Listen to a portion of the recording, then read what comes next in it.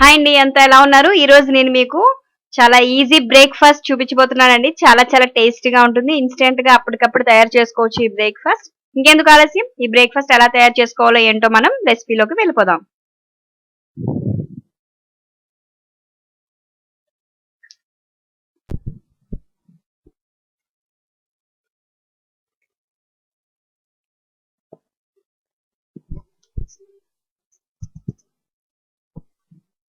ముందుగా దీనికి ఒక కప్పు గోధుమ పిండిని తీసుకోవాలండి.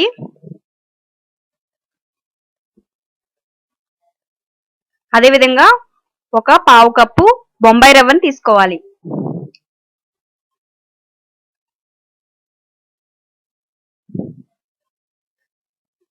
ఇప్పుడు ఒక హాఫ్ టీ స్పూన్ సాల్ట్ వేసుకోవాలి.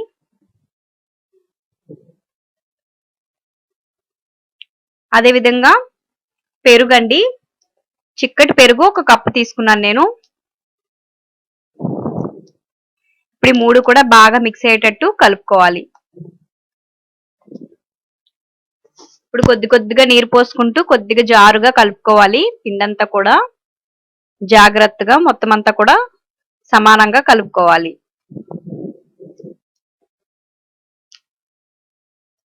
కొద్ది కొద్దిగా నీరు పోసుకుంటూ కలుపుకోవాలండి. మనకి ఇంట్లో ఏమీ లేనప్పుడు అప్పటికప్పుడు మనం ఈవినింగ్ టైం కానీ మార్నింగ్ టైం బ్రేక్ఫాస్ట్ కానీ అప్పటికప్పుడు ప్రిపేర్ చేసుకోవచ్చు.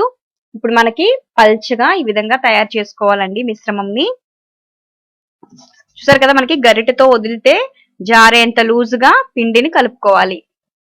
ఇప్పుడు దీనిలో క్యాప్సికం ముక్కలండి, ఒక క్యాప్సికం తీసుకున్నాను. అదేవిధంగా క్యారెట్ తురుము ఒక కప్పు,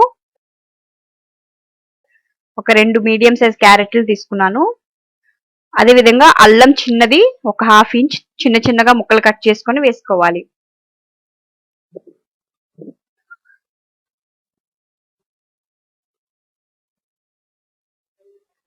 అదేవిధంగా జీలకర్ర ఒక హాఫ్ టీ స్పూన్ వేసుకోవాలి.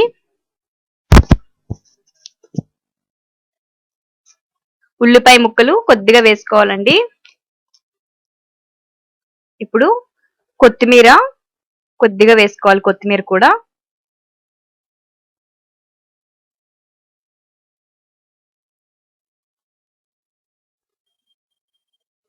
ఇప్పుడు దీనిలో ఎండుమిర్చి పొడి అండి, మనం మిరపకాయలు పొడి కొట్టుకుంటాం కదా మిక్సీలో, అది ఒక హాఫ్ టీ స్పూన్ వేసుకోవాలి. అదేవిధంగా ధనియా పౌడర్ ఒక హాఫ్ టీ స్పూన్ వేసుకోవాలి.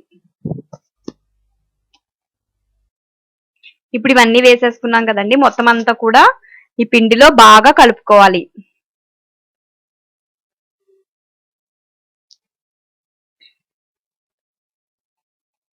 ఇప్పుడు మొత్తం అంతా కూడా ఈ విధంగా అన్ని కలిపేసుకున్నాం కదా. ఇప్పుడు ఒక పాన్ మీద కొద్దిగా హీట్ అయిన తర్వాత పల్చిగా వేసుకోవాలండి, చిన్న చిన్నగా.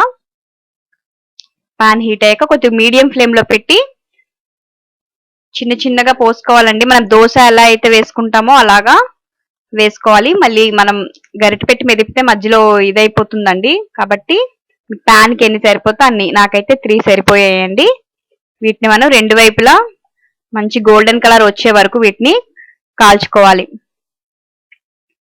సేమ్ అయితే కరకరలాడుతూ క్రిస్పీగా చాలా చాలా టేస్టీగా ఉంటుందండి. దీన్ని మనం ఇంట్లో ఉన్న పికిల్స్ తో కానీ ఏదైనా సాస్ ఏ చట్నీతోనైనా తినొచ్చు, బాగుంటుంది చాలా చాలా.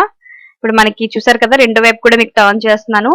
బాగా మంచి గోల్డెన్ కలర్ లో వచ్చేసాయి కదా, రెండు వైపులు కూడా క్రిస్పీగా. మనకి ఇన్స్టెంట్ బ్రేక్ఫాస్ట్ రెడీ అయిపోయింది కదా ఫ్రెండ్స్. మీరు కూడా ట్రై చేసి ఎలా వచ్చిందో నాకు కమెంట్ చేయండి. ఈ వీడియో